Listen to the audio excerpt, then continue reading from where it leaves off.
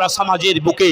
ভাইরা আমার, আপনার বাড়িতে একটা ভিখারি এসে দুপুর বেলায় ক্ষুধার যন্ত্রণায় কাতর হয়ে হাজারবার ডেকে ডেকে ডেকে ডেকে আপনার বাড়ি থেকে দুটো খাদ্য পায় না, দুটো খাবার পায় না, দিলটা এত পাথর, এত কঠিন হয়ে গেছে।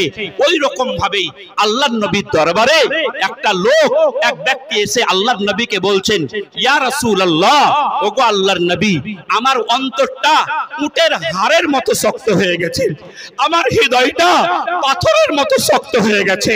ওগো আল্লাহর নবী, আমার দিলে কোনো দয়া নেই, আমার দিলে কোনো মায়া নেই।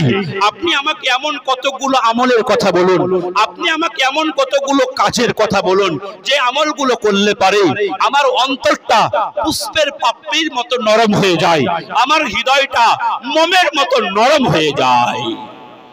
দয়ার রাসূল হাবিবুল্লাহ মুহাম্মদুর রাসূলুল্লাহ সাল্লাল্লাহু আলাইহি ওয়াসাল্লাম সেই লোকটাকে দুটো কাজ করতে বলেছিলেন। বাবারে, তুমি যদি দুটো কাজ করো তাহলে দেখবে তোমার হৃদয়টা পুষ্পের পাপড়ির মতো নরম হয়ে গেছে। এখানে যারা বসে রয়েছেন, আল্লাহর নবীর এই দুটো আমলের প্রতি যদি আপনি মেনে চলেন তাহলে দেখবেন আপনার হৃদয়টাও কিন্তু নরম হয়ে যাবে, আপনার অন্তরটাও কোমল হয়ে যাবে। বন্ধুগণ, বলবেন সেই গুরুত্বপূর্ণ দুটো আমল কি?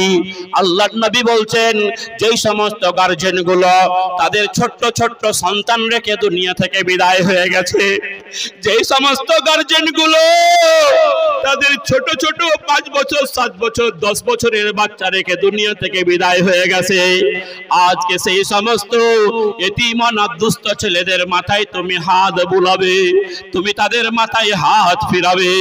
এতে তোমার একটা লাভ হবে কি? তোমার হাতের তলাতে যতগুলো চুল পড়বে, তোমার হাতের তলাতে যতগুলো পশম পড়বে, প্রত্যেকটা চুলের বদলতে আল্লাহ তাআলা তোমার আমলনামায় একটা করে নেকি লিখে দেবেন। একবার বলুন সুবহানাল্লাহ।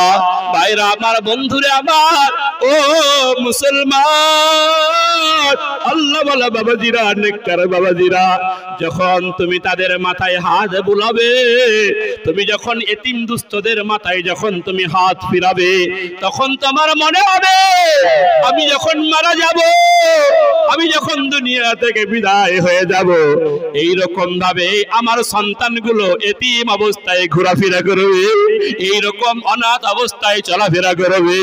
কত অনাথ, কত এতিম, কত দুঃখ, কত বেদনা। ঈদের দিন ছোট বাচ্চাটা বাপের কোলের উপরে চেপে ঈদগাহর ময়দানে যায়, যাওয়ার সময় আজকে রাস্তায় দেখেছে একটা বেলুন, রাস্তায় দেখেছে একটা খেলনা, ওই ছেলেটা আব্বাকে বলে, আব্বা আমাকে বেলুন কিনে দাও, আমাকে খেলনা কিনে দাও, আমাকে গাড়ি কিনে দাও। পাশেই বাপ হারা মা হারা এতিম ছেলেটা ঘোরাঘুরি করে। ওই ছেলেটা ছুটতে ছুটতে বাড়িতে গিয়ে মায়ের কাছে গিয়ে বলে, মা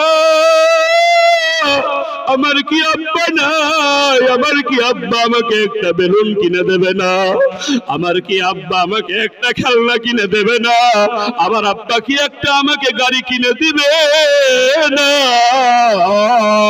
ভাইরা আমার, বন্ধুরে আমার, আল্লাহর নবী বলছেন, ওই রকম এতিম দুস্থদের মাথায় যখন তুমি হাত বোলাবে, তখন তোমার মনে হবে আমি যখন দুনিয়া থেকে বিদায় হয়ে যাব, আমি যখন দুনিয়া থেকে চলে যাব, আমার ছেলে মেয়েগুলো এই রকম অনাথ অবস্থায় ঘোরাফেরা করবে।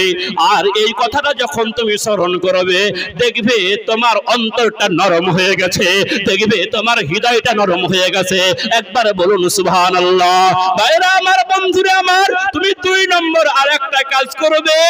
তোমার বাড়ির দরজায় যখন কোন ভিখারি নিয়েছে, কোন ভিক্ষুক এসে দুপুর বেলায় গোটা গ্রাম ঘুরে ঘুরে কোনো জায়গায় না পেয়ে তোমার বাড়িটাকে একটা আশা ভরসা মনে করে তোমার বাড়িতে আসার পরে বলে, আব্দুল্লাহ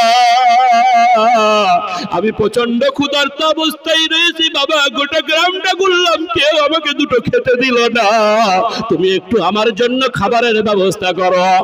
আজকে তুমি সেই এতিম, আজকে সেই ক্ষুধার্ত ব্যক্তিকে বাড়িতে ডেকে এনে তুমি খাবার খাওয়াবে, ক্ষুধার্ত ব্যক্তিটাকে তুমি খাবার দিবে।